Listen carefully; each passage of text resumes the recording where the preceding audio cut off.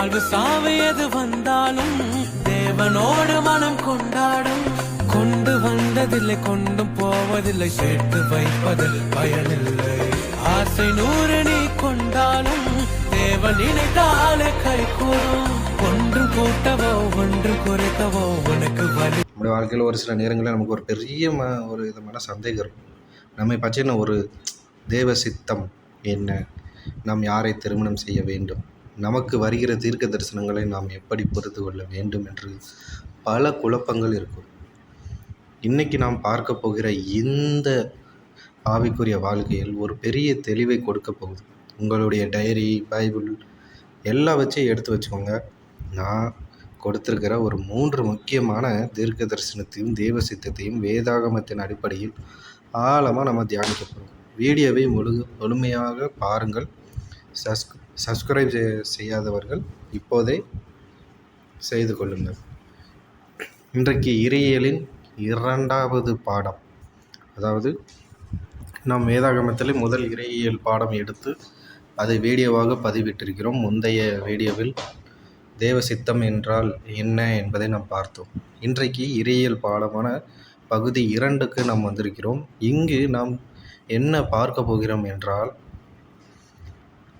3 முக்கியமான பகுதி: தீர்க்க தரிசனம், தேவ சித்தம், வேதாகமத்தின் அடிப்படையில் நாம் இன்னும் அதிகமாக நாம் யாரை திருமணம் செய்ய வேண்டும் என்பதான ஒரு சில விவரங்களை நம்ம ஆழமாக நாம் தியானிக்க போகிறோம். என்னோடு இணைந்திருங்கள். நம் பாடத்திற்கு நேராக கடந்து செல்ல போகிறோம். உங்களுடைய வேதாகம குறிப்புகளை நீங்கள் எடுத்துக்கொண்டு எவ்வளவு நேரம் நீங்கள் ஒதுக்க முடியுமோ அவ்வளோ நேரம் ஆண்டவருக்காக நேரத்தை ஒதுக்கி இதை எழுதி கொள்ளுங்கள். உங்களுக்கு பிரயோஜனமாக இருக்கும். எனக்கு அன்பான தெய்வ மனிதர்களே, நாம் வேத பாடத்திற்குள் நாம் செல்ல போகிறோம்.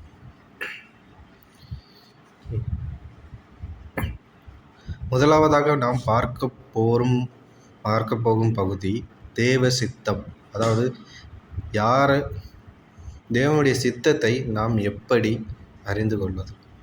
1 தெசலோனிக்கேயர் 4ஆம் அதிகாரம் 3, 4 வசனங்கள் என்ன சொல்கிறது என்று பார்ப்போம். நீங்கள் பரிசுத்தம் உள்ளவர்களாக வேண்டும் என்பதே தேவனுடைய சித்தமாக இருக்கிறது. விபச்சாரத்திற்கு நீங்கள் விலகுகிறது தேவனை அறியாத அஞ்ஞானிகளைப் போல மோக இச்சைக்குட்படாமல் உங்களில் அவனவன் தன் சரீர பாண்டத்தை பரிசுத்தமாயும் கனமாயும் காத்து கொள்ள அறிந்திருக்க வேண்டும். ஆம் பிரியமானவர்களே, பரிசுத்தமாய் ஜீவிப்பதே தேவனுடைய முதலாவது சித்தம்.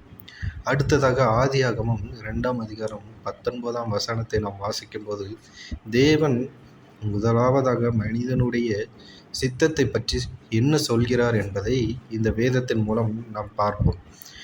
தேவன் பூமியிலே சகல ஜீவன்களையும் மனிதனிடத்தில் கொண்டு வந்து அதற்கு அவன் என்ன பெயரிடுவான் என்று பார்த்தார். இந்த வசனத்தின் மூலம் நான் பார்ப்பது என்னவென்றால், ஆண்டவர் நம்மை ஒரு குழந்தை போல நடத்தாமல் நமக்கு ஒரு சுதந்திரத்தை கொடுத்து, அதாவது நமக்கு தெரிந்த திருமணத்தையோ அல்லது பொறுப்பையோ கொடுத்து நாம் என்ன செய்ய போகிறோம் என்பதை ஆண்டவர் நம்மிடத்தில் எதிர்பார்க்கிறார். அதாவது முதலாவது நாம் என்ன பார்த்தோம்? தேவனுக்கு பிரியமானது பரிசுத்தமாக இருப்பது தான் தேவனுடைய சித்தம்.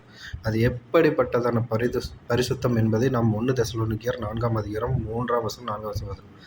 ஆனால் அவர் நமக்கு கொடுக்கப்பட்ட அந்த சித்தத்தை அவர் எப்படி நிறைவேற்றுவான் மனிதன் என்பதை அவர் எப்படி பார்க்கிறார்? ஆதியாகமம் 2ஆம் அதிகாரம் 19ஆம் வசனத்தின் மூலம் பார்க்கிறார். அப்பொழுது ஆதாம் என்னென்ன பெயரிடுவான் என்று ஆண்டவர் அவனை நோக்கி பார்த்து கொண்டிருக்கிறார். பாருங்களேன், தேவனுடைய திட்டம் எப்படிப்பட்டதாக இருக்கிறது. அவர் கொடுக்கிறவராயும் நாம் என்ன செய்ய போகிறோம் என்பதை கொடுத்து பார்க்கிறவராயும் இருக்கிறார். அப்படியானால் யாரை திருமணம் செய்ய வேண்டும்? தேவனுடைய பதில்கள் என்ன? இதற்கு பவுல் அப்போஸ்தலன் 1 கொரிந்தியர் 7ஆம் அதிகாரம் 39ஆம் வசனத்தில் மிக தெளிவாக பதில் சொல்கிறார். மனைவியானவள் தன் புருஷன் உயிரோடு இருக்கும் அளவும் பிரமாணத்தில் எப்படி கட்டப்பட்டிருக்கிறாள்? தன் புருஷன் மரித்த பின்பு தனக்கு இஷ்டமானவனின் விவாகத்திற்கு விடுதலையாகிறாள். ஆயினும் கர்த்தருக்குட்பட்டவனாய் மாத்திரம் இருக்க வேண்டும். தேவ சித்தத்தின்படி பார்த்தால் நாம் யாரை வேண்டுமானாலும் திருமணம் செய்யலாம். ஆனால் ஒரே நிபந்தனை, அவர் கர்த்தருக்குட்பட்டவனாய், அதாவது விசுவாசியாய் இருக்க வேண்டும். ஆதியாகமம் 1ஆம் அதிகாரம் 24ஆம் வேத பகுதிகள் உணர்த்தும் இன்னொரு காரியம் என்னவென்றால், தம்முடைய பிள்ளைகளுக்கு விவாகம், அதாவது திருமணம் பண்ண பிரியமாய் இருக்கிறார். இது யாருக்கு? திருமணம் ஆகாத வாலிப பிள்ளைகளுக்கும் திருமணமாகி கணவனை இழந்த பெண்களையும் குறித்து ஆண்டவர் சொல்கிறார். இது அவர்களுக்கு மாத்திரமல்ல, தேவனுடைய வார்த்தை கற்றுக்கொள்கிற நமக்கும் ஒரு பாடத்தை ஆண்டவர் இந்த இடத்துல தேவ சித்தத்தை நாம் நமக்கு எப்படி கொடுத்து அதை நிறைவேற்றுவான் மனிதன் என்பதை பார்ப்பதற்காக உதாரணமாக நாம் தெளிவாக பார்த்து கொண்டு வருகிறோம். இந்த நாம் எப்பொழுதும் தேவனுக்கு பிரியமான காரியத்தையே செய்ய வேண்டும். சங்கீதம் 128:3 என்ன சொல்கிறது? உன் மனைவி உன் வீட்டோரங்களில் கனிதரும் திராட்சை கொடியைப் போல் இருப்பாள், உன் பிள்ளைகள் உன் பந்தியை சுற்றிலும் ஒலிவு மரக் கன்றுகளைப் போல் இருப்பார்கள். இதிலிருந்து ஆண்டவர் ஒரு ஆண் மற்றும் பெண்ணுக்கு விவாகம் பண்ணி வைக்கும்போது அவர்கள் இல்லறம் திராட்சை மரம் போல ஆசீர்வாதமாய் இருக்கும் என்பதை இங்கே கூறுகிறார்.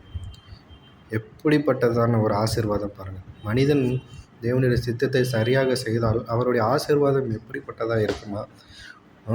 ஒரு திராட்சை மரம் போல ஒரு ஆசீர்வாதமாக இருக்கும். இன்றைக்கி யூதர்கள் அந்த காலத்தில் திராட்சை செடிகளை தான் வீட்டு முன்பாக அதிகமாக வைப்பார்கள். ஏனால் நீங்கள் அடிக்கடி வேதத்தில் நீங்கள் வாசிக்கும் பொழுது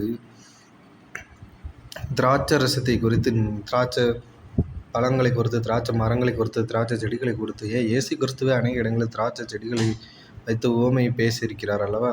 அதனால் இந்த திராட்சை செடி என்பது யூதர்களின் ஒரு தன்னுடைய ஆகாரத்தில் ஒரு முக்கிய பங்கு வகிக்கிறது என்பதை நம்மால் புரிந்து கொள்ள முடிகிறது. இப்போது நாம் அடுத்த கட்டத்திற்கு நகர்வோம். தேவ சித்தத்தில் தீர்க்க தரிசனம் எப்படி இருக்கிறது? அப்போஸ்தலர் 16ஆம் அதிகாரம் 6ஆம் வசனம் 7ஆம் வசனம்.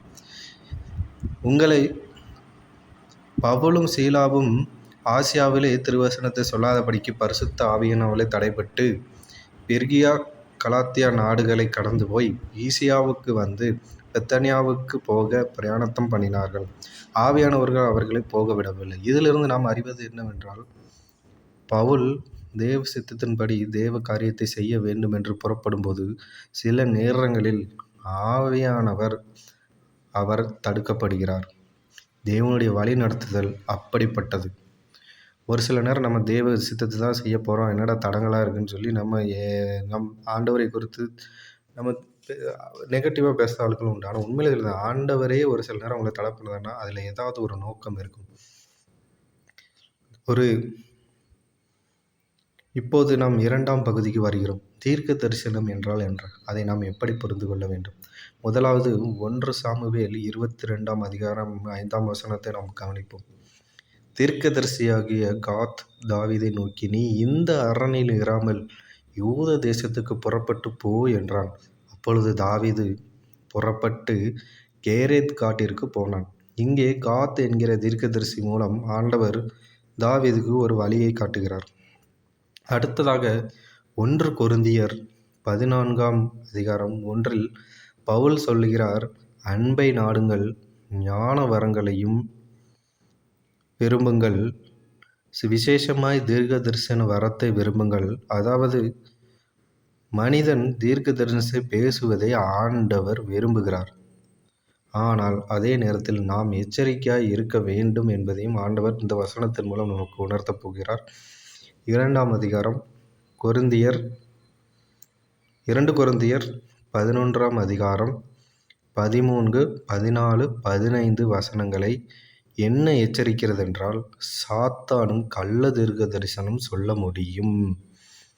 அவன் பரிசுத்த தூதனைப் போல வேஷமிட்டு கொண்டு வருவான். அவனுடைய ஊழியக்காரர்களும் நீதியின் ஊழியக்காரர்களைப் போல வேஷமிட்டு கொண்டிருப்பார்கள். இதை நாம் எப்படி புரிந்து கொள்ள வேண்டும்? இப்போ தீர்க்க தரிசனம் என்பது ஆண்டவர் மனிதன் பேசவும் ஆசைப்படுறாரு. அதே நேரத்தில் மனிதனுக்கு முன்னாடி வந்து தாவீதுக்கு காத்து இந்த தீர்க்க தரிசனம் ஒரு வழியை காட்டினது போல ஆண்டவர் மனிதர்கள் மூலமாகவும் பேசுவார், மனிதர்களை கொண்டும் தீர்க்க தரிசனம் நமக்காகவும் இருப்பார், நம்மளை கொண்டும் பேச வைப்பார். ஆனால் இன்றைக்கு இருக்க காலகட்டத்தில், இதுக்கு முன்னாடி இருந்த காலகட்டத்தில், புதிய ஏற்பாடு காலத்தில் எப்படிப்பட்ட தீர்க்கதரிசிகள் இருந்தாங்கன்னா பார்த்துக்கோங்க, கள்ள தீர்க்கதரிசிகள் போல நல்ல தீர்க்கதரிசிகளை கூட வேஷமிட்டு வருவார்கள். இந்த எரேமியா 23ஆம் அதிகாரம் 25, 27ஆம் வசனம், கர்த்தர் கள்ள தீர்க்கதரிசிகளை பற்றி கடிந்து கொள்கிறார். என் நாமத்தை கொண்டு பொய் தீர்க்க தரிசனம் சொல்லி சொப்பனம் கண்டேன் சொப்பனம் கண்டேன் என்கிற தீர்க்கதரிசிகள் சொல்லுகிறதை கேட்டேன். தங்கள் பிதாக்கள் பாகாலினிடத்தின் என் நாமத்தை மறந்தது போல இவர்கள் தங்கள் அயலாருக்கு செய்து வருகிற தங்களுக்குள்ளே இருக்கும் சொப்பனங்களினால் என் ஜனங்கள் என் நாமத்தை மறக்கும்படிக்கு நினைக்கிறார்கள். எரேமியா தீர்க்கதரிசி கர்த்தர் கொடுத்த வாக்கு மூலம் எருசலேமும் அழியப் போகிறது என்று தீர்க்க தரிசனம் உரைத்தார். ஆனால் அப்போஸ்தலனாகிய பவுல் தேவ மனிதர்கள் தீர்க்க தரிசன வார்த்தையில் குறை உண்டு என்று சொல்லுகிறார்கள். அப்போஸ்தலனாகிய பவுல் போன்ற தேவ மனிதர்களின் தீர்க்க தரிசன வார்த்தைகளில் குறை உண்டு என்று சொல்கிற நாமும் என்ற தீர்க்க தரிசனங்களை அறிய வேண்டும், ஆராய வேண்டும். இதை தான் ஆண்டவர் நம்மிடத்தில் எதிர்பார்க்கிறார். அதாவது இன்றைக்கி உள்ள கள்ள தீர்க்க தரிசிகளை எப்படிப்பட்டவர்களாம், சொப்பனம் கண்டேன்னு சொப்பனம் கண்டேன்னு சொல்லி கள்ள தீர்க்க தரிசனம் உரைக்கிறாங்க. ஆனால் ஆண்டவர் சொல்கிறார், என்னுடைய பிதாக்கள் பாகாலை வணங்கி பாவம் செஞ்சாங்க. இன்றைக்கி இவங்க எல்லாம் அயலாருக்கு சொல்கிற தங்களுக்குள்ளே இருக்கும் சொப்பனங்களில் சொல்லி தங்களுக்கு தோணுத ஒரு சுய சித்தத்தை சொல்லி அது தீர்க்க தரிசனம் சொல்லி ஏமாத்துறாங்க. அதற்கு நல்ல தீர்க்க தரிசனம் உள்ள பவுல் இவர்களை கூட குறை சொல்லுகிற மனிதர்களும் உண்டு, அவர்களிடத்தில் குறை உண்டு என்று சொல்கிறார்கள். அப்போ எந்த அளவுக்கு ஒரு தீர்க்க தரிசனத்தை நாம் புரிந்து கொள்ள வேண்டும், எப்படி நமக்கு கிடைக்கும், அதை நாம் என்ன செய்ய வேண்டும் என்பதை இனி அடுத்தடுத்த பாடங்களை நாம் கற்றுக்கொண்டே செல்வோம்.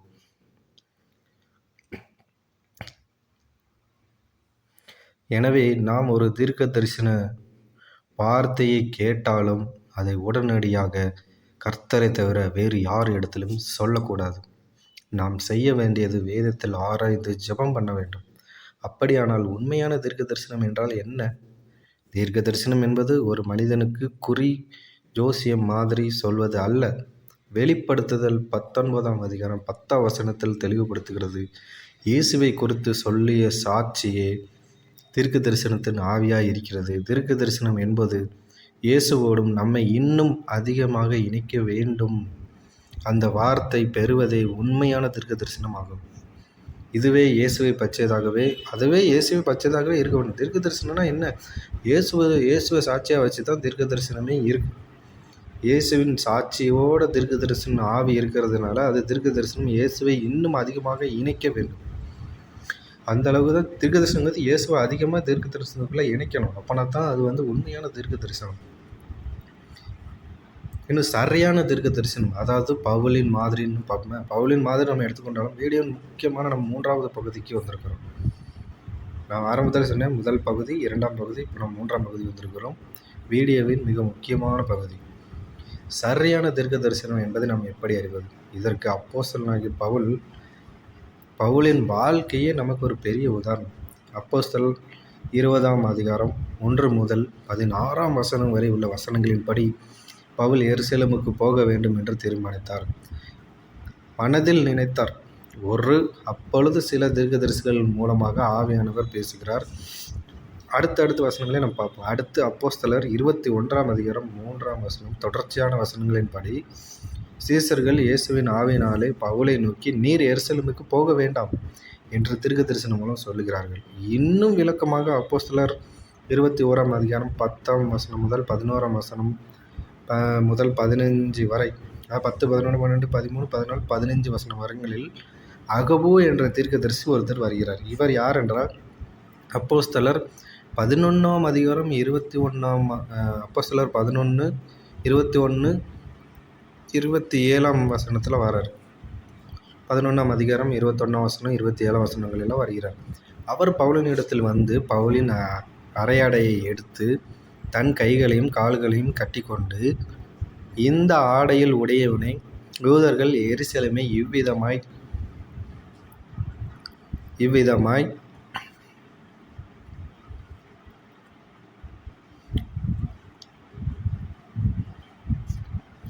கட்டுவார்கள் என்பதை சொல்கிறார். அதனால் அப்பொழுது பவுல் என்ன செய்தார்? அப்போஸ்தலர் ஒப்புவிப்பார்கள், புறஜாதியர் கையில் ஒப்புவிப்பார்கள் என்று பரிசுத்த ஆவியானவர் சொல்கிறார் என்று தீர்க்கதரிசனம் வருகிறார். ஆனால் பவுல் என்ன செய்தார்? அப்போஸ்தலர் 23ஆம் அதிகாரம் 11, 27, 40 வசனங்களின்படி பவுல் அந்த தீர்க்க தரிசனத்தை கேட்டு எருசலேமுக்கு போவதை தவிர்க்கவில்லை. தீர்க்க தரிசனத்தை கேட்காமல் எல்லோரும் எருசலேமில் சென்றதால் அவருக்கு பல அவமானங்களும் பாடுகளும் நேரிட்டன. அவர் சிறையில் அடைக்கப்பட்டார். ஆனால் சிறையில் அடைக்கப்பட்ட போது இயேசு அவரது பக்கத்தில் வந்து நின்று, திடன்கொள் பவுலே, நீ எருசலேமில் என்னை பற்றி சாட்சி கொடுத்தது போல ரோமாபுரியிலும் சாட்சி கொடுக்க வேண்டும் என்றார். இதிலிருந்து நாம் புரிந்து கொள்ள வேண்டிய ஆழமான சத்தியம் என்ன? இயேசு ஒரு நல்ல தீர்க்கதரிசியின் மூலம், அதாவது அகபு தீர்க்கதரிசி மூலம் பவுலுக்கு வரப்போகும் உபத்திரவத்தை முன்கூட்டியே காட்டி அவனுடைய வாழ்க்கையை சோதித்து பார்த்தார். அகபு தீர்க்கதரிசி பவுலை எருசலேமுக்கு போக வேண்டாம் என்று தடுக்கவில்லை. மாறாக அங்கே அவனுக்கு என்ன நடக்கும் என்பதை, கட்டப்படுவான் என்பதை தான் சொன்னார். பவுல் அதை உணர்ந்து கொண்டு, நான் கர்த்தராகிய இயேசுவின் நாமத்திற்காக எருசலேமில் கட்டப்படவும் சாகவும் தயார் என்று கூறினார். அதை கேட்ட சீஷர்களும் கர்த்தருடைய சித்தத்தின்படி ஆகக்கடவது என்று அமைதியானார்கள். இதிலிருந்து என்ன தெரியுது? நீங்கள் ஆண்டவருடைய சித்தத்தை நிறைவேற்ற போகிறேன்னு நீங்கள் நினச்சி நீங்கள் போனால் கூட ஆண்டவர் சில தீர்க்கதரிசனங்களை தடுத்தாலும் அது நிறைவேறியே தீரும்.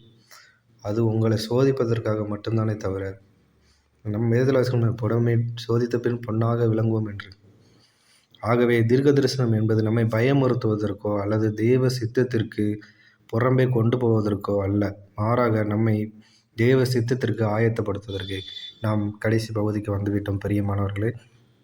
தேவ பிள்ளைகளே, இன்று நாம் பார்த்த இந்த ஆழமான சத்தியங்களை சுருக்கமாக சொல்கிறேன். முதலாவது, தேவனுடைய முதன்மையான சித்தம் நாம் பரிசுத்தமாய் இருப்பது. இரண்டாவது, திருமண காரியங்களில் கர்த்தருக்குள் இருப்பவர்களை தேர்ந்தெடுக்க நமக்கு சுதந்திரம் உண்டு, அதில் தேவன் மகிழ்கிறார். மூன்றாவது, தீர்க்க தரிசனங்களை அற்பமாய் எண்ணாமல் சாத்தான் மூலியமாய் வருகிறதா என்று வேதத்தை கொண்டு சோதித்து ஜெபிக்க வேண்டும். தீர்க்க தரிசனம் ஜோசியம் அல்ல, அது இயேசுவின் சாட்சி என்பதை மறக்கக்கூடாது. எனக்கு அன்பானவர்களே, நீங்கள் எல்லோரும் வேதத்துக்குள்ளே ஆழமாய் தியானிக்க உங்களுக்கு அடிப்படை காரியங்களை தான் நாம் பார்த்து கொண்டே வருகிறோம். இதன் மூலம் நம் வேதத்தை ஆழமாக தியானிப்போம். இந்த தெளிவு உங்கள் வாழ்க்கையில் ஒரு பெரிய ஆசீர்வாதத்தை கொண்டு வரும் என்று நான் நம்புகிறேன்.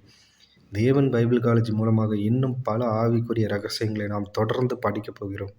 இந்த வீடியோ உங்களுக்கு பிரயோஜனமாக இருந்தால் லைக் பண்ணுங்கள், உங்கள் நண்பர்களோடு ஷேர் பண்ணுங்கள், மறக்காமல் எங்கள் சேனலுக்கு சப்ஸ்கிரைப் பண்ணுங்கள். கர்த்தர் உங்களை ஆசீர்வதிப்பாராக. ஆமேன். நாம் இந்த வீடியோ இதோட முடிவடைகிறது. நாம் அடுத்த பாடங்களில் இன்னும் ஆழமாக நாம் தியானிக்க போகிறோம். இதுக்கு அடுத்தடுத்து வரக்கூடிய பாடங்கள் இன்னும் உங்களுக்கு ஆச்சரியமூட்டும் வகையிலும் தேவ வசனங்களை எடுத்து, ஒன்றும் வெளியிலிருந்து புறம்பே நாங்கள் எடுத்து பேசுவதில்லை, அதுபோல் பொய்யும் சொல்வதில்லை. உங்களுக்கு ஏதாவது குறைவு இருந்தால், தவறாக இருந்தால் உங்களுடைய பதிவுகளை கமெண்ட் செக்ஷனில்